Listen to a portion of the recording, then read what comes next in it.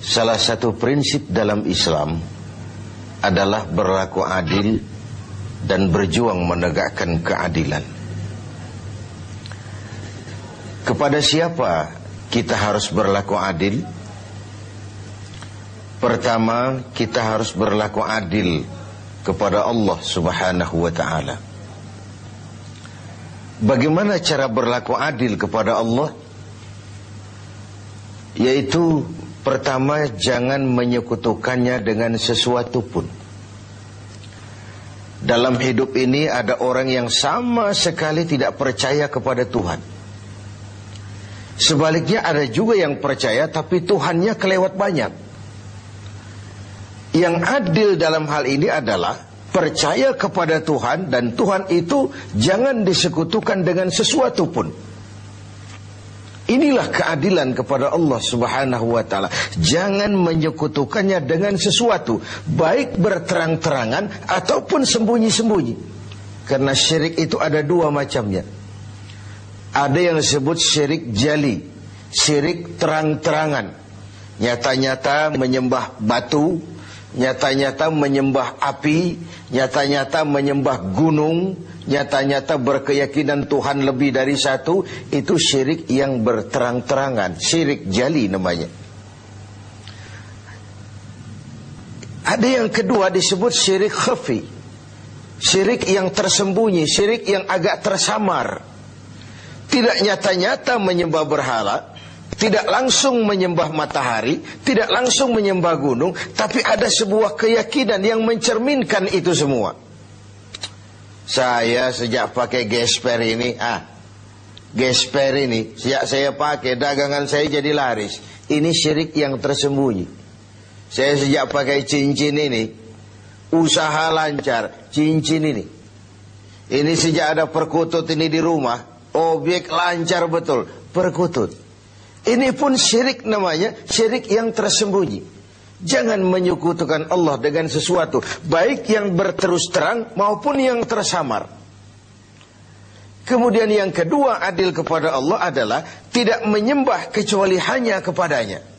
Karena ketika kita berkeyakinan tidak ada Tuhan selain Allah, saya tidak akan menyembah kecuali hanya kepada Allah, dalam ucapan dan juga dalam perbuatan. Kita tahu mudah menjadi hamba Allah dalam ucapan, tapi tidak mudah membuktikannya dalam perbuatan. Saya hamba Allah, kata saya. Apakah Allah mengakui saya sebagai hambanya? Itu yang saya belum tahu. Karena berapa banyak orang mulutnya berkata saya hamba Allah, perbuatannya membuktikan dia hamba dunia, hamba harta, budak nafsu, hamba jabatan. Tidak sesuai antara ucapan dan perbuatannya. Kalau adillah kita kepada Allah, pertama, jangan sekutukan dia dengan sesuatu. Yang kedua, jangan menyembah kecuali hanya kepadanya. Setelah berlaku adil kepada Allah, maka yang kedua, kita harus berlaku adil kepada sesama. Sesama manusia, baik dia muslim maupun dia non-muslim. Karena Islam adalah rahmatan lil alamin. Jangankan lagi dia manusia walaupun berbeda agama, binatang sekalipun, tumbuh-tumbuhan sekalipun mendapat rahmah dan perlindungan dari sebab turunnya Islam ini. Jadi perbedaan agama bukanlah alasan untuk bertolak belakang. Sedemikian tegas sampai Rasul mengajarkan, man adza zimmiyan faqad adzani. Barang siapa yang mengganggu orang kafir zimmi, orang kafir yang mau hidup damai dengan umat Islam, siapa yang mengganggu mereka sama dengan mengganggu aku. Siapa yang menyakiti mereka sama dengan menyakiti aku.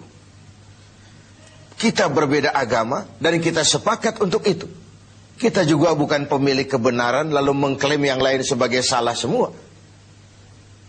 Sah saja orang berkeyakinan cuma agama yang benar, tapi tidak otomatis dengan seiring itu lalu dia menghina yang lain.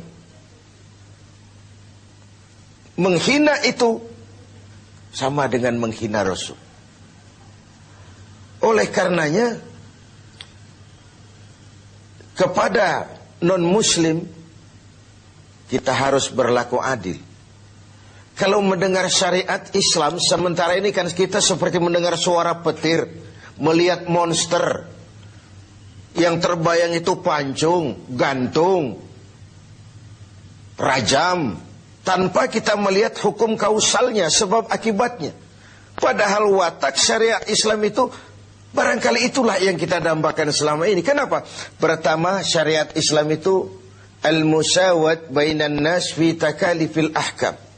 Semua orang sama dalam berhadapan dengan hukum. Bukankah ini masyarakat yang kita dambakan? Bukankah ini masyarakat yang mau kita bangun? Di mana tidak ada warga negara kelas 1, di mana hukum berlaku secara sama, di mana tidak ada warga negara istimewa, di mana hukum tidak berjalan seperti pisau, tajam ke bawah tapi tumpul ke atas. Syariat Islam memandang semua sama di depan hukum. Dan sejarah membuktikan itu. Bagaimana seorang Ali bin Abi Thalib ketika menjadi khalifah, berperkara dengan seorang Nasrani, dan Imam Ali kalah di pengadilan Islam. Seorang khalifah berperkara dengan seorang Nasrani dan kalah di pengadilan Islam. Itulah syariat. Seorang gubernur, Amr bin As, kalah di pengadilan berperkara dengan seorang Yahudi. Ini semua potret bahwa di depan syariat semua orang sama dalam berhadapan dengan hukum. Yang kedua, watak syariat itu at-tadrij fit tashri'. Ada tahapan dalam melaksanakan syariah itu. Ada tahapan. Ada etapa yang harus ditempuh. Kalau tercukupi itu, terlaksanalah syariat. Mula-mula tentang minuman keras, Quran cuma memberikan warning. Minuman keras ada manfaatnya, ada bahayanya, tapi bahayanya lebih besar dari manfaatnya. Kemudian turun lagi yang kedua, la taqrabus salata wa antum sukara. Jangan dekati solat kalau kamu mabuk. Setelah kondisi sosialnya siap, masyarakat sudah tidak kaget lagi, baru turun vonis. Arak, minuman keras, judi, najis, kotor, perbuatan setan, jauhi kalau kamu mau jadi orang yang beruntung. Itu yang disebut at-tadrij. Ada tahapan. Lalu yang ketiga, taklilut takalif, adamul haraj. Menyedikitkan beban. Kalau kemampuan melaksanakan suatu perintah berkurang, tekanan perintah pun menurun. Puasa yang sedang kita kerjakan ini hanya bagi yang cukup syarat. Berkurang syarat, berkurang juga tekanan perintah. Dia sudah balik, dia berakal sehat, dia mampu berpuasa. Cukup syarat, dia wajib melaksanakan puasa. Kurang syarat, tidak wajib melaksanakan puasa. Sholat wajib berdiri. Kalau mampu, tidak mampu berdiri, ya duduk. Tidak bisa berduduk, berbaring. Tidak bisa pakai berbaring, pakai isyarat. Laksanakan sesuai dengan kemampuan. Inilah rahmatnya syariat Islam itu. Jadi saya kembali bahwa berlaku adil kepada sesama, pertama kepada muslim, yang kedua kepada non-muslim. Demikian tinggi nilai keadilan itu dijunjung sampai ayat Quran menyatakan, la yajrimannakum syana'anu qaumin alla ta'dilu.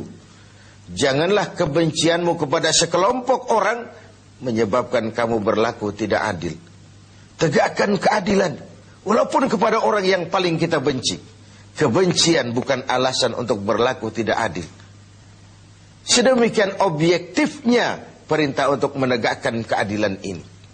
Adil kepada sesama muslim, adil juga kepada yang non-muslim. Dan yang ketiga, kita berlaku adil kepada diri sendiri. Adil kepada Allah, adil kepada sesama, dan adil kepada diri sendiri. Tubuh kita secara keseluruhan ibarat sebuah kerajaan. Segala sesuatu di tubuh ini pun ada haknya. Mata ini ada haknya untuk tidur. Berjaga saja siang malam tidak pernah tidur-tidur, itu mengurangi hak mata dan itu zalim. Perut ini ada haknya untuk makan, untuk diisi, untuk juga beristirahat. Puasa terus-menerus tidak makan-makan, itu zalim kepada hak perut, tidak adil kepada perut.